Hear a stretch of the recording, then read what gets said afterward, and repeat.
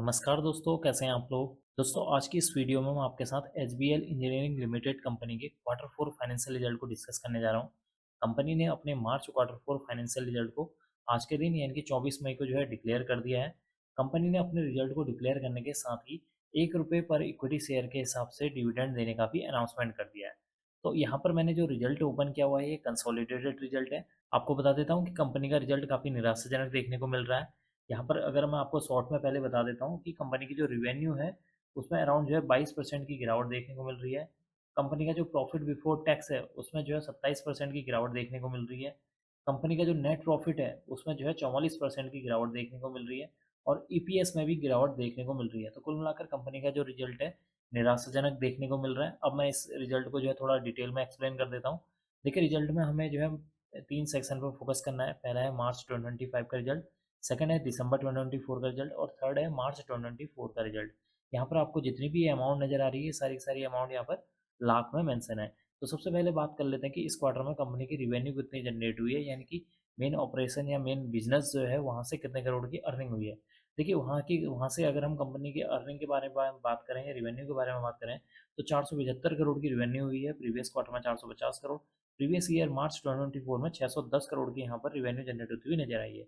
इसका मतलब कि कंपनी की जो रिवेन्यू है, जब हम उसको year on year wise compare करते हैं, तो कंपनी की रिवेन्यू में अराउंड जो है 22% की गिरावट देखने को मिल रही है, जो कि इसके लिए एक निगेटिव पॉइंट है।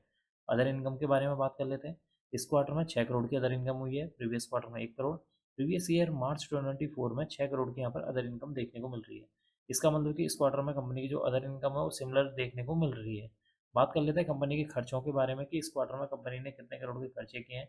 देखिए, इस क्वार्टर में कंपनी ने 410 करोड़ के खर्चे किए हैं। प्रीवियस क्वार्टर में देखेंगे तो 372 करोड़ के और प्रीवियस ईयर मार्च 2024 में यहाँ 493 करोड़ के यहाँ पर एक्सपेंसेस देखने को मिल रहे हैं। इसका मतलब है कि कंपनी के जब हम एक्सपेंसेस को year on year wise compare करते हैं, तो कंपनी के यहाँ पर जो एक्सपेंसेस हैं, उसमें जो है 16% की गिरावट देखने को मिली हुई है। क्यों गिरावट हुई है? क्योंकि कंपनी की जो सेल्स या रिवेन्यू है, उसमें गिरावट हुई है, जिसकी वजह से कंपनी की जो एक्सपेंसेस हैं वो भी यहाँ पर गिरते हुए नजर आ रहे हैं। अब हम बात कर लेते हैं कंपनी के प्रॉफिट बिफोर टैक्स के बारे में। देखिए, इस क्वार्टर में कंपनी का प्रॉफिट बिफोर टैक्स 70 करोड़ है। प्रीवियस क्वार्टर में देखें तो 79 करोड़, प्रीवियस ईयर मार्च 2024 में 97 करोड़ देखने को मिल रहा है। इसका मतलब कि इस क्वार्टर में अगर कंपनी के हम प्रॉफिट बिफोर टैक्स को year on year wise compare करते हैं, तो कंपनी के प्रॉफिट बिफोर टैक्स में अराउंड जो है 27% की गिरावट देखने को मिल रही है, जो कि इसके लिए एक और नेगेटिव पॉइंट है। अब हम यहाँ पर बात कर लेते हैं कंपनी के मुनाफे के बारे में, यानी कि नेट प्रॉफिट के बारे में। देखिए, इस क्वार्टर में कंपनी को 44 करोड़ का मुनाफा हुआ है। प्रीवियस क्वार्टर में देखेंगे तो 64 करोड़, प्रीवियस ईयर मार्च 2024 में 81 करोड़ का यहाँ पर नेट प्रॉफिट देखने को मिल रहा है।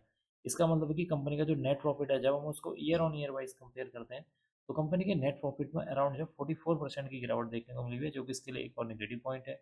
एंड में हम डिस्कस कर लेते हैं कंपनी के ईपीएस के बारे में कि इस क्वार्टर में कंपनी का ईपीएस कितना देखने को मिल रहा है।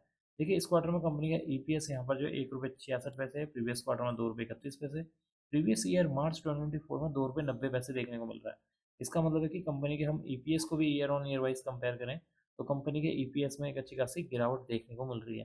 तो कुल मिलाकर कंपनी का जो रिजल्ट है काफ़ी निराशाजनक देखने को मिला हुआ है, क्योंकि कंपनी की जो रिवेन्यू है, उसमें 22% की गिरावट देखने को मिली है। कंपनी का जो प्रॉफिट बिफोर टैक्स है, 27% की गिरावट हुई है। कंपनी का जो नेट प्रॉफिट है, उसमें 44% की गिरावट देखने को मिल रही है। तो कंपनी जो है का जो रिजल्ट है वो नेगेटिव साइड में जाता हुआ नजर आ रहा है। तो हो सकता है मंडे मंडे के दिन यानी कि 26 मई के दिन इस स्टॉक के ऊपर इस क्वार्टरली रिजल्ट का इम्पैक्ट जो है नेगेटिव साइड में देखने को मिले। अब मैं इस वीडियो को यहीं पर एंड करूंगा। उम्मीद करता हूँ कि आपको यह वीडियो पसंद आई होगी। अगर आपको यह वीडियो पसंद आई तो please like share and subscribe करना ना भूलें। Thank you.